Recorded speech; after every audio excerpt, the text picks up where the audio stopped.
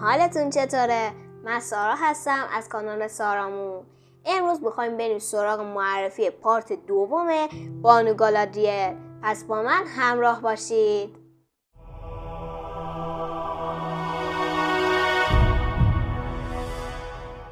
خب قبل از اینکه بریم ادامه داستان گالادریل رو بگم، لازمه که به اصل دوم سرزمین میانه بپردازیم و بیشتر با پیشینه ارتباط بین سارون و گالادریل آشنا بشیم. اول بزن بریم یه تریلر خفن ببینیم ازش و برگردیم راجبش حرف بزنیم.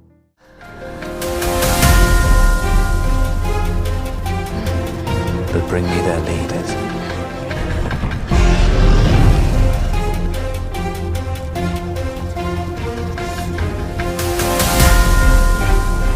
Tell me. I accept your terms.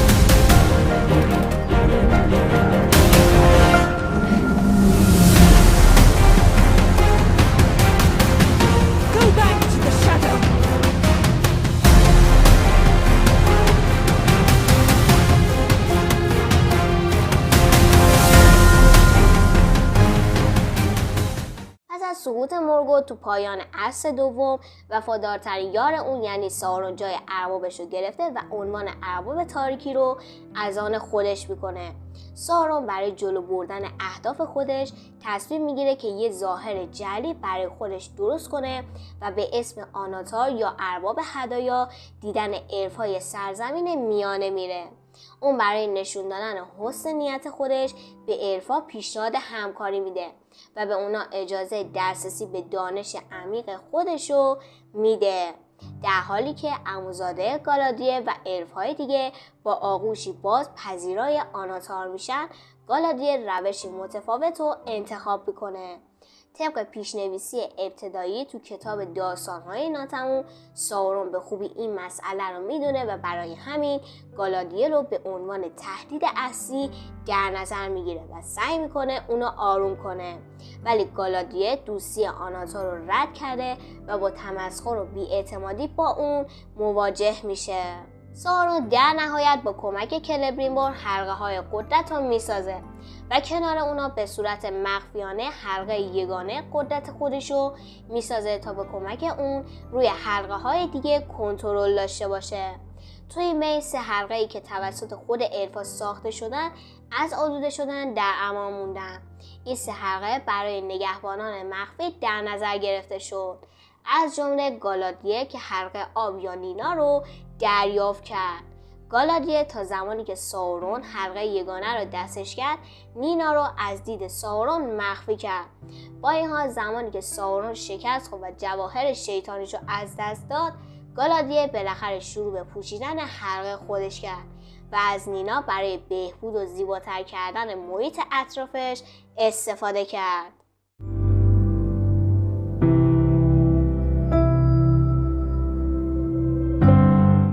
مرحله از داستان به جایی میرسیم که همه چیز شروع به تاریک شدن میکنه. البته همونطور که اشاره کردم نباید این واقعیت رو نادیده گرفت که در مجموع نوشته های تالکین در مورد شخصیت گالادریل یکم گیج کننده است و همین مسئله باعث میشه که دنبال کردن زندگی این بانو الف دشوار باشه. البته وقتی شما به گالادریر فکر میکنید حتما اونو تو لوترونین میبینید، ولی اون برای اولین بار تو اوایل عصر دوم به بازدید از این منطقه رفت، اما هیچ منبع روشنی وجود نداره که نشون بده اون برای همیشه تو اونجا موندگار شد. وقتی که ساورون تو خفا حلقه یگانه رو برای خودش جلب میکنه، بالاخره کارش با الفا به پایان رسیده و هویت واقعی خودش رو آشکار میکنه. بعدش نبرد بین الفا و ساورون آغاز میشه که تقریبا 300 سال بعد از اولین ورود گالادریر به لوترونین به پایان میرسه. پس از پایان جنگ اون تو جستجوی همسرش به سمت شرق میره و در نهایت این دو نفر دوباره تو ریوندر همدیگر رو ملاقات میکنن و از اینجاست که زندگی اونا وارد مرحله سرگردونی میشه. تو این دوران اونا کنار هم به سرتاسر سرزمین میانه سفر میکنن و بیشتر اوقات خودشون رو تو ریوندر و همینطور تو منطقه میگذرونن که در نهایت بعدها به گندور غربی تبدیل میشه. تو سال 1981 یعنی بیش از 3700 سال پس از جنگ الفا و ساورون، پادشاه لوترونین به طرز غم‌انگیزی میمیره و گالادریر و کلبورن به قلمرو جنگلی برمیگردن، جایی که رسما عنوان لرد و بانو رو دریافت کنن.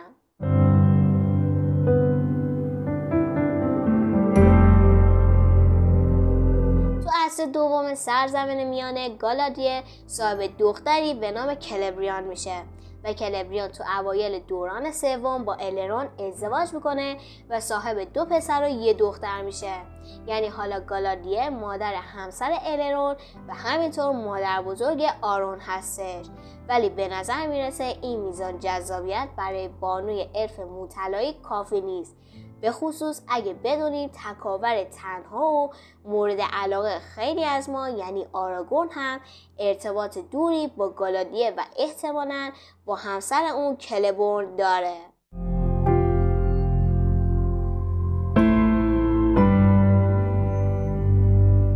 گالادریر پس از اینکه کنار همسرش رهبری لوترونین رو بر عهده گرفت، برای چند قرن و با استفاده از دانش و حلقه قدرت دنبال بهبود اوضاع سرزمین و آماده کردن اونجا برای مقابله با دشمنا بود.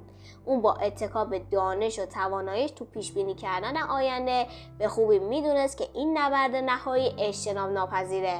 حدود 2463 سال بعد از آغاز دوران سوم، گالادریر برای اولین بار شورای سفید رو فراخوند، گروهی که بین اونا میشه سارومان سفید، الرون و گاندالف خاکستری اشاره کرد. تو اون زمان تو قدم اول گالادریر سعی میکنه تا گاندالف رو رئیس شورای حکیمان بکنه، ولی این درخواست رو جادوگر خاکستری با افتخار رد میکنه و سارومان با اشتیاق قبول میکنه، هرچند که اولین نشانه های فساد روحی سارومان رفته تو همون زمان قابل مشاهده است، ولی اون به صورت عمدی چند بار شورا رو به اشتباه میندازه و اونا رو تو مسیرهای نادرست هدایت میکنه.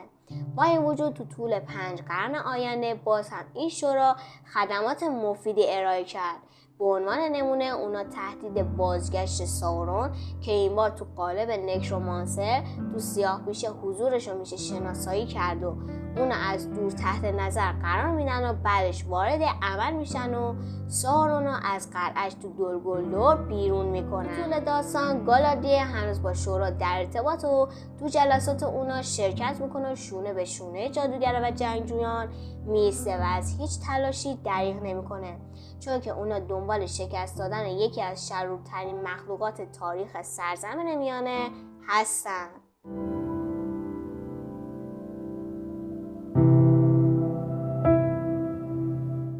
بعد از آشکار شدن ماهیت واقعی نکرومانسر، ساورون رسما به مردم نقل مکان میکنه و گالادریر هم برای مواجه شدن با دشمن قدیمیش پادشاهی کوچیک و در عین حال قدرتمند خودشو برای جنگ آماده میکنه.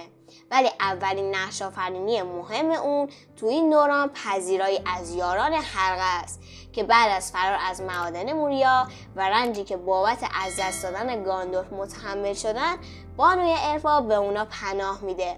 اون همچنین به هر یک از اونا هدایای مهم میده تا در ادامه مسیر به کمکشون بیاد و گروه رو راهی سفر میکنه. یکی دیگه از نقش آفرینی مهم گالادیر کمک به گاندالف سفیده تا به خاطر بیاره که کیه. گالادیر حتی گاندالف رو با دانشی که نیازمند اونه مجهز میکنه. حتی با وجود این دو رویداد مهم، نقش آفرینی ارزشمند گالادیر تو جنگ حلقه همچنان ادامه داره. تو کتاب میخونیم که اون در قالب پیامی رمزآلود که به آراگورن میفرسته به تکاور تنها هشدار میده که باید از گذرگاه‌های مردگان عبور کنه. تو ضمیمه کتاب بازگشت پادشاه هم توضیحاتی وجود داره که نشون میده در طول جنگ لوترونی 3 مرتبه مورد حمله قرار میگیره، ولی گالادیر به کمک حلقه قدرت خودش و ارتشی از الفا هر 3 حمله رو با موفقیت دفع میکنه.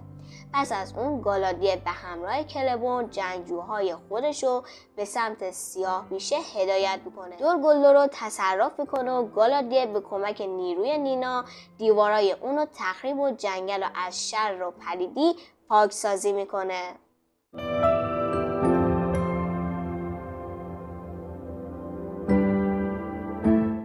از پایان جنگ حلقه و دوران وحشت ارباب تاریکی، گالادیر دیگه از زندگی تو سرزمین میانه خسته شده بود. اون تو مراسم عروسی نوش آرون آراگورن شرکت میکنه و در نهایت با گذشت چند سال تصمیم میگیره بار سفر رو ببنده و سرزمین میانه رو به مقصد قلمرو متبرک ترک میکنه. تو این سفر اون تنها نیست و همراهایی مثل الروند، گاندالف، فرودو و بیلبو هم با اون همراه هم. هرچند کلبورن هنوز تمایلی برای ترک اونجا نداره و به صورت موقت به ریوندل نقل مکان میکنه، جایی که 2 پسر الروند هم هنوز همونجا هستن. حتی شایعاتی وجود داره که مری هم که برای ثبت و ضبط بعضی از حوادث و تاریخچه‌های مربوط به جنگ حلقه و داستان سفر پرماجرای هابیتا به ریوندل میره و مدتی رو کنار اونا سپری میکنه، ولی اشتیاق اون برای دیدار غرب و همینطور پیوستن مجدد به همسرش باعث میشه که کلبورن هم راهی سرزمین‌های جاودان در آن سوی دریاها بشه. در حالی که روایت ثبت شده تالکین از زندگی گالادیر با این یادداشت تلخ و شیرین، گذر او به قلمرو بهشتی به پایان میرسه. همونطور که تو سگانه ارباب حلقه های پیتر جکسون هم شاهد بودیم، گیملی ستایشی جوانمردانه از گالادیر داشت و به همین خاطر هم به شهرت رسیده بود، تا جایی که حتی از بانوی عرفان میخواد تاری از موهاشو به عنوان یادبودی از این آشنایی به اون بده. جالب اینجاست که تو افسانه‌های بعدی اومده که این علاقه باعث میشه گالادیر بتونه به طریق برای گیملی به عنوان نماینده از تمام نژاد کوتوله‌ها اجازه مخصوص دریافت کنه تا گیملی دوران بازنشستگی خودشو تو قلمرو متبرک و کنار اون سپری کنه. خیلی خوب، اینم از پارت 2 معرفی معروفترین بانو الفا گالادیر. چطور بود به نظرتون؟ امیدوارم که خوشتون اومده باشه. تا یه ویدیو خفن ارباب حلقه‌ای دیگه دوستتون دارم. خدافظ.